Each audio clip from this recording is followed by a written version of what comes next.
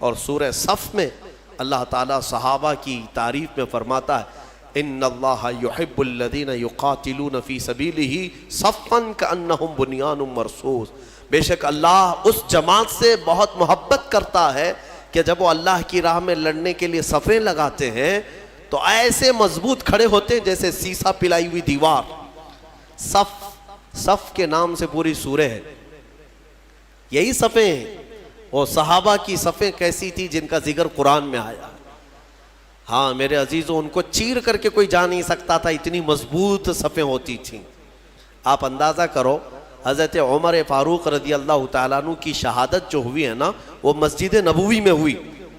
آپ فجر کی نماز پڑھا رہے تھے، ایک رکعت پڑھا چکے تھے۔ ابو لولو مجوسی یہ آیا، حضرت عمر فاروق رضی اللہ تعالیٰ عنہ سے اسے بغض تھی، بغض اور عداوت تھی، بغض رکھتا تھا۔ تو اس نے ایک خنجر اپنے جبے میں چھپا کر رکھا تھا اور پہلی صف میں آ کر کھڑا تھا۔ جب حضرت عمر نماز پڑھا رہے تھے، ایک رکعت ہوئی تو پیچھے سے اس نے حملہ کیا۔ وہ خنجر اتنا سخت تھا کہ پیٹھ سے سینے کی طرف باہر ہے، اور حضرت عمر مصلی پر گر گئے۔ لیکن مسجد نبوی میں صحابہ سب نماز پڑھ رہے ہیں، نہ نماز توڑے، نہ بھاگو پکڑو دوڑو، کچھ نہیں۔ حضرت عمر مصلی پر رہے۔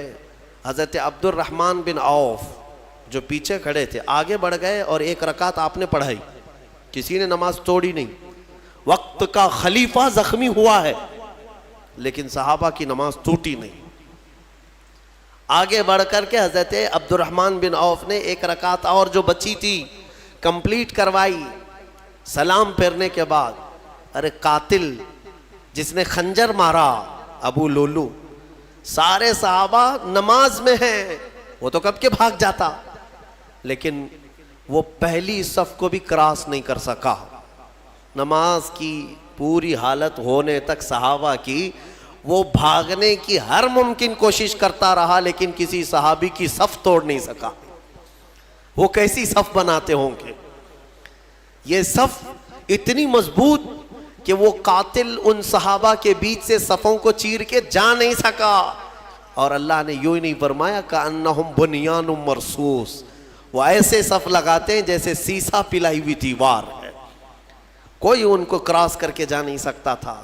یہاں آج ہماری حالت ایسی ہی ہے، صفوں میں کوئی وہاں کھڑا ہے، کوئی یہاں کھڑا ہے۔ کچھ لوگ تو یہ سوچتے ہوں گے اس کے کپڑے پہ دھول ہے، لگوں گا تو مجھے کپڑے پہ دھول نہ لگ جائے۔ میرے عزیزو، اللہ تبارک و تعالیٰ نے یہاں مسجد میں جماعت کے لیے جو حکم فرمایا وہ اسی فرق کو مٹانے کے لیے کہ غریب اور امیر دونوں شانہ بشانہ کھڑے رہیں۔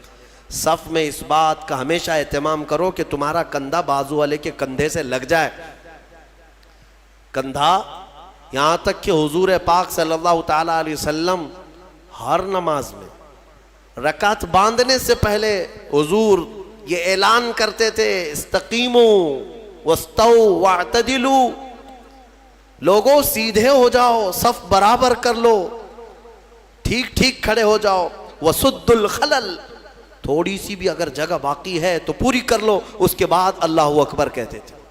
یہ سنت ہے، سنت ہے نماز قائم کرنے سے پہلے، جماعت سے پہلے امام کا یہ اعلان کرنا کہ اپنی صفیں درست کر لو۔ حضور پاک صلی اللہ تعالیٰ علیہ وسلم کا اعلان ہوا کرتا تھا، حدیث میں موجود ہے، یہاں تک کہ ایڑی سے ایڑی برابر رکھنے کو کہا گیا ہے۔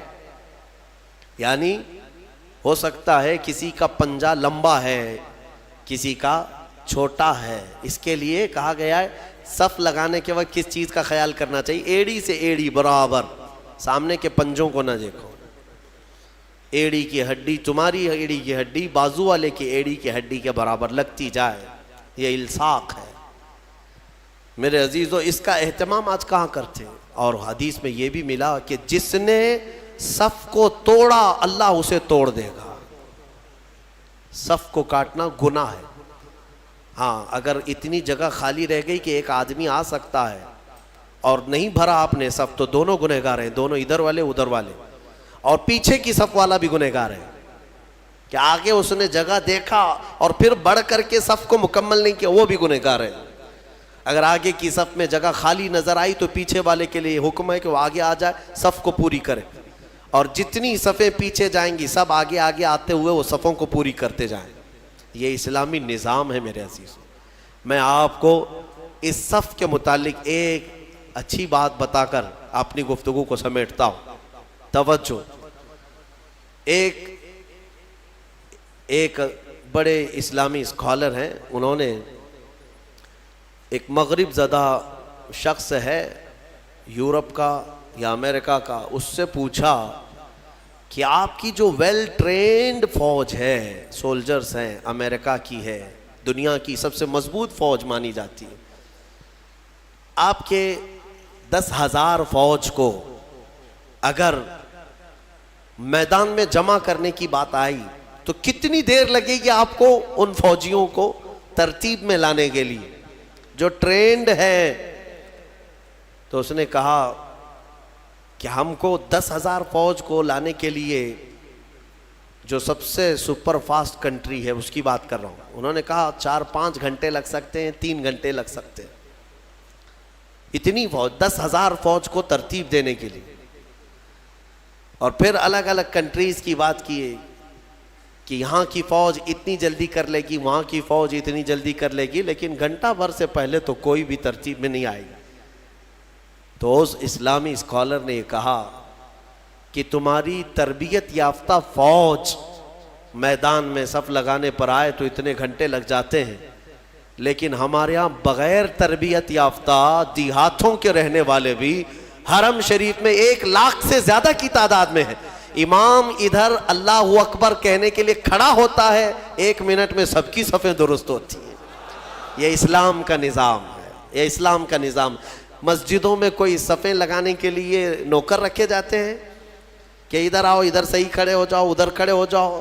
اگر یہی کیا جائے تو ظہر سے عصر ہو جائے گی، عصر سے مغرب ہو جائے گی۔ ہاں، یہاں کسی بھی مسجد میں کیا خادم رکھے جاتے ہیں صفوں کو صحیح کرانے کے لیے؟ سب کا چیک کر کے آؤ سیدھے کھڑے ہیں نہیں کھڑے ہیں؟ نہیں ہے۔ ہم تو اسکول میں بھی دیکھتے رہے کہ بچپن سے صفیں لگانے کے لیے 1 ہاتھ کے فاصلے پر کھڑے ہو جاؤ، اور ٹیچرز چلاتے چلاتے تھک جاتے ہیں، صفیں بنتی نہیں ہیں۔ لیکن یہ مسجدوں کا نظام ہے، یہ میرا مولا تبارک و تعالیٰ نے اسلام کو خصوصیت دی ہے کہ ہماری صفیں من جانب اللہ بن جایا کرتی ہیں۔ یہ اللہ تعالیٰ کی طرف سے، اللہ تعالیٰ ہماری صفوں کو مضبوط عطا فرمائے، ہماری صفوں میں وحدت عطا فرمائے۔ اس صف کی ایک خصوصیت یہ ہے کہ میرے عزیزو، جب شانے سے شانہ مل گیا ہے تو اللہ سے دعا کرو کہ ہمارا دل سے دل بھی مل جائے۔ ہاں، جب شانے سے شانہ مل جاتا ہے اللہ سب کے دلوں میں بھی اتحاد عطا فرمائے۔ سورہ صف کے بعد سورہ جمعہ بھی ہم نے پڑھی ہے، سورہ منافقون بھی ہم نے تلاوت کی ہے، اور اخیر میں آج کی تفسیر کو سمیٹتے ہوئے یہ عرض کروں گا کہ اللہ تبارک و تعالیٰ کے آج ذکر کی محفل ہے۔ سورہ جمعہ میں اللہ تعالیٰ نے فرمایا وَاذْكُرُوا اللَّهَ كَثِيرًا، اللہ کا ذکر کثرت سے کرو، کثرت سے کرو۔ اے میرے عزیزو، ذکر نہ کرنے کی وجہ سے ہماری روحیں کمزور ہیں، ہمارے دل مرجھائے جا رہے ہیں۔ تمہیں پتہ ہے جسم کو بھوک لگتی ہے، جسم کو کھانے کی بھوک لگتی ہے، اگر کھانا نہ دو تو پھر جسم کمزور ہوتا ہے اور چکر آنے لگتے ہیں۔ آپ روح کو برسوں سے نہیں کھلائے، روح بھی بھوکی ہوتی ہے، اور اس کی بھوک اللہ کے ذکر سے مٹتی ہے، اس کی غذا اللہ کا ذکر ہے۔ روح کو کھانا کھلایا نہیں تو کب سے کمزور ہوگی ہے، کب سے کمزور ہوگی؟ میں آپ کو بتاؤں، ذکر میں اتنی طاقت ہے، اتنی طاقت، اللہ اکبر۔ میں نے بزرگوں سے سنا، آپ جانتے ہیں کہ ایک تپسیا کرنے کا طریقہ جو سادھوؤں کے پاس ہے وہ کیا ہے؟ صوفیہ اکرام، جو ہمارے صوفیہ اکرام ہیں، نفس کشی کرتے تھے اللہ کے ذکر سے۔ اسی کو حاصل کرنے کے لیے بہت سارے سادھو بھی آیا کرتے تھے صوفیہ اکرام کے پاس۔ آج بھی مارہرہ مطہرہ میں یہ روایت موجود وہاں کی کتابوں میں ہے کہ کئی جگہ کے سادھو وہاں پر تربیت لینے آتے تھے۔ کس چیز کے لیے؟ تپسیا، آتما کی شکتی، روح کی طاقت حاصل کرنے کے لیے۔ اولیاء کاملین کے پاس حضرت شاہ حمزہ عینی رضی اللہ تعالیٰ عنہ، ماررہ مطہرہ کے ایک بڑے بزرگ ہیں، ان کا معمول تھا یہ سانس کو روک کر کے ذکر کرتے تھے. یعنی صوفیہ میں ذکر کا ایک طریقہ یہ بھی ہے، حبس دم، پاس انفاس جس کو کہتے ہیں، یعنی سانسوں کو بھی کنٹرول کر لیا جاتا ہے. سب سے زیادہ تم کس چیز کے محتاج ہو دنیا میں؟ کھانے کے، پینے کے، کس چیز کے؟ سانس کے محتاج ہو سب سے زیادہ. اور صوفیہ یہ کہتے ہیں کہ دنیا میں جو سب سے زیادہ ضروری چیز ہے اس سے بھی چھٹی حاصل کر لو، سوائے اللہ کے ہم کسی کے محتاج نہیں، سوائے اللہ کے ہم کسی کے محتاج نہیں. تو یہ ایسی اچانک نہیں آتا، اچانک نہیں آتا، تربیت کی ضرورت ہوتی ہے، برسوں اس میں مجاہدے ہوتے ہیں. صوفیہ اکرام، اولیاء اکرام کن کن چیزوں سے چھٹی لے لیتے ہیں پتہ ہے؟ کھانے پینے کی خواہش باقی نہیں رکھتے، ہر چیز کو چھوڑ دو، اب مجھے حاجت ہی نہیں ہے اس چیز کی، کھانے کی طبیعت ہی نہیں مانتی. باڈی کو جیسے آپ عادت ڈالیں گے یہ باڈی ویسے ایکسیپٹ کرے گی، تربیت کرنے کی ضرورت ہے. صوفیہ اکرام میں بعض اولیاء وہ ہیں جو نیند سے اپنے آپ کو آزاد کر لیتے، سونا ہی نہیں ہم کو. جس چیز کا غلبہ اپنے اوپر آ سکتا ہے اس سے آزادی لینا ہے. میرے عزیزو یہاں تو ایسا ہے کہ نشے سے آزادی نہیں کر پا رہے ہیں، اور وہ صوفیہ روز مرہ کی حلال چیزوں سے بھی اپنے آپ کو آزاد کر لیتے تھے، کسی چیز کو اپنے اوپر حاوی ہونے نہیں دیتے. میں اللہ کا بندہ ہوں، صرف اس کا محتاج ہوں، باقی کسی چیز کا نہیں. میں آپ کو ایک بتاتا ہوں، حضرت شاہ مینا رحمۃ اللہ علیہ لکھنؤ کے بڑے بزرگ ہیں، آج بھی لکھنؤ میں ان کا مزار پاک ہے. جب یہ مجاہدہ کرتے تھے نیند کو ختم کرنے کے لیے، جانتے ہیں ایک اونچی دیوار پر، اتنی چھوٹی سی دیوار ہے، دیوار پر چڑھ کر کے نماز پڑھتے تھے رات کے وقت. دیوار پر چڑھ کر کے عبادت کرنے کی کیا ضرورت ہے؟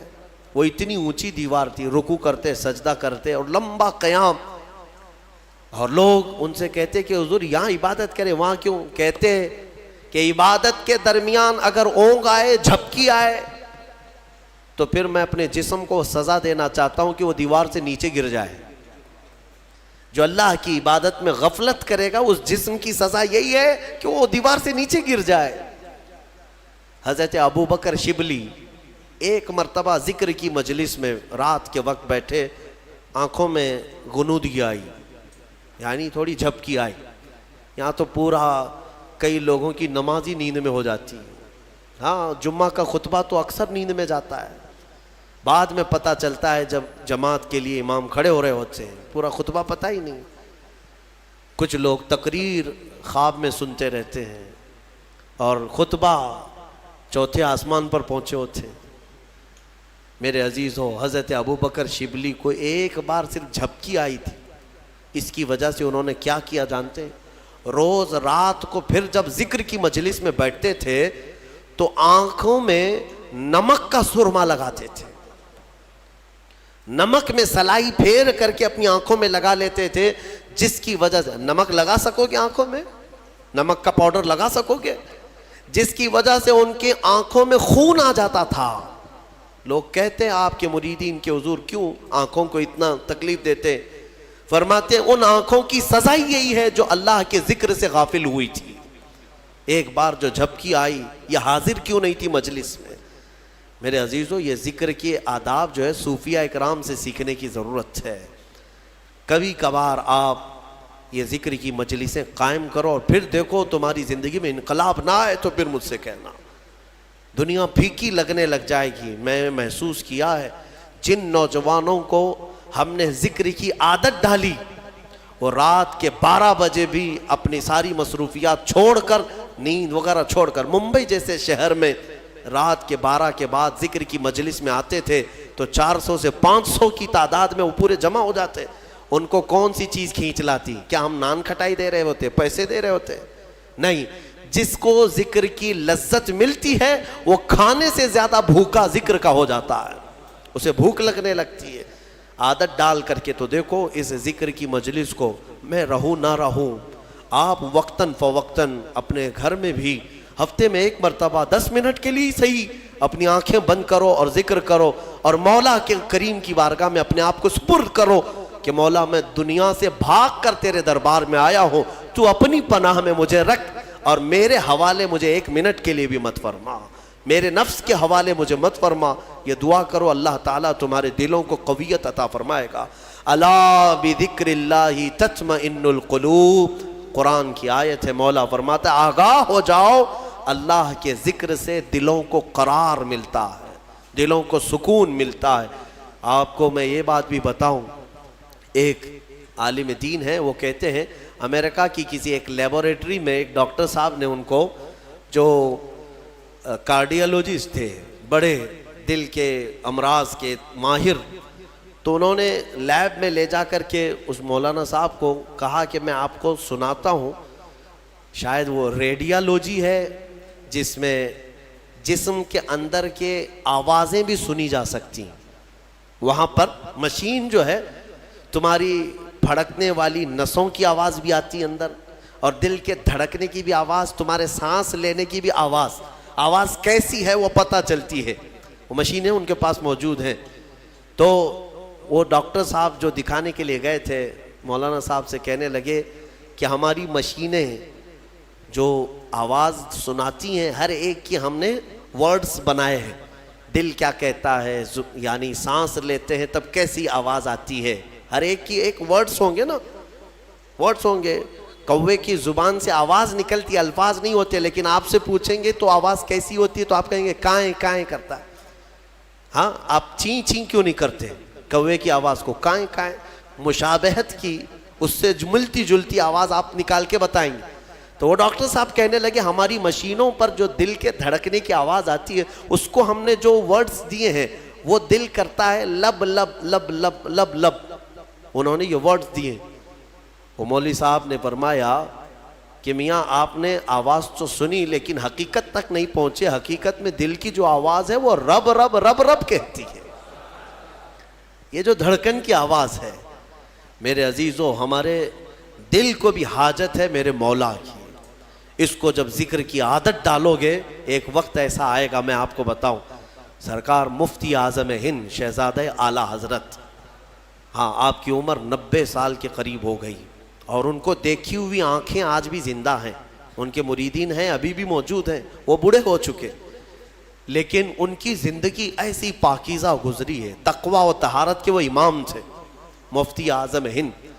آپ سوچیں 90 سال کی عمر میں جب وہ یہ کہتے ہیں کہ میری زندگی میں جوانی کب آئی اور کب گئی مجھے پتہ ہی نہیں چلا، یہ کون کہہ سکتا ہے جس نے جوانی کی عیش نہ کیا ہو؟